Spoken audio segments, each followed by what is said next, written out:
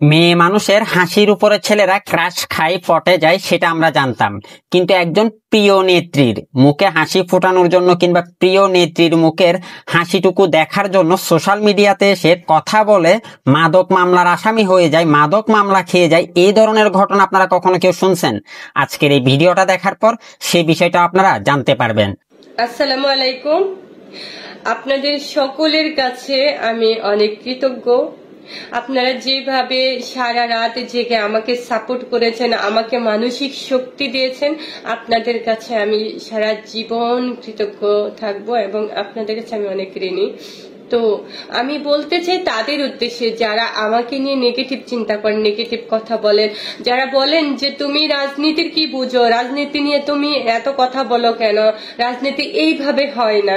আসলে আমি না রাজনীতি করতে আসিনি, আমি এসেছি কি জানেন, আমি এসেছি এই যে হাসিটা দেখেছেন, এই হাসি মুখের হাসিটা ফিরিয়ে দেওয়ার জন্য না আমি কথা বলি। আমি চাই এই হাসিটা যেন আবার আমরা খুব সহজে খুব তাড়াতাড়ি দেখতে পাই, সেজন্য কথা বলি। আমি রাজনীতি করতে আসি নাই। আর আমি কিছুক্ষণ আগে লাইভে যে কথাগুলো বলতে চেয়েছিলাম যে টোকাইরা এই সুদখোরেরা আমাকে নাকি আবার মাদক মামলা দিয়েছে। আমি যে ফ্ল্যাটে ছিলাম গত 1 তারিখে কিন্তু আমি ফ্ল্যাটে উঠেছি, এখনো 1 মাস হয়নি। সে ফ্ল্যাট মালিক বলছে যে আপনার বিরুদ্ধে মাদক মামলা হয়েছে, আপনি নাকি মাদক ব্যবসা করেন। তখন আমি মাদক এই শব্দটার সাথে আমি পরিচিত না, তো আমি বলেছি বুঝলাম না, বলেছে যে ইয়াবা তারপর হিরোইন। তখন আমার ব্রেন আসছে ও আচ্ছা।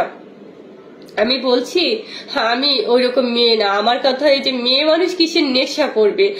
আর আমি সেই মামলায় পড়েছি, আর সেটাই আমি বলার জন্য আপনাদের কাছে আমি হয়তো লাইভে যে বলতে চেয়েছি। আমি কিন্তু আমার নিজের বাসা ছেড়ে আমি অন্য কোথাও আছি, ঠিক আছে? তো আমার কথাগুলো কিন্তু আমাকেই বলতে হবে, আমার সিচুয়েশনটা আমি ফেস করছি। তার কারণ হচ্ছে আমার জায়গাতে তো আর আপনারা না, আপনাদেরকে আমি অকারণে বিরক্ত করতে চাই না। আর আমি বলতে চাই যে আমি না, যারা আমাকে বলেন ভাইরাল হতে আসছে, আমি তাদের উদ্দেশ্যে বলি আমি ভাইরাল হতে আসি নাই। আমি আমার জননীকে ভালোবাসি, আমার জননীকে আমি আগের জায়গায় ফিরিয়ে আনতে চাই। আমি তার এই হাসিটা দেখতে চাই, এটা আমার জননী। আমার জননীকে আমি আমার জীবনের চাইতে বেশি ভালোবাসি।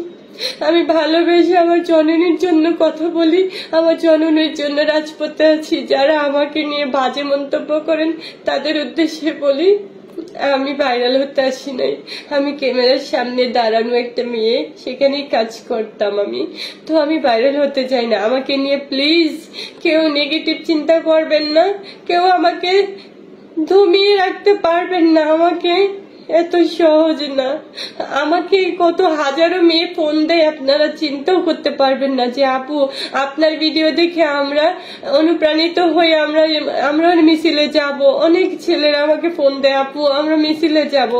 আমি না এই হাসিটা চাই, আর কিচ্ছু চাই না, আর কিচ্ছু না। আমাকে প্লিজ আপনারা ভুল বুঝবেন না, আমাকে নিয়ে বাজে মন্তব্য করবেন না, আপনাদের কাছে আমি অনুরোধ করছি।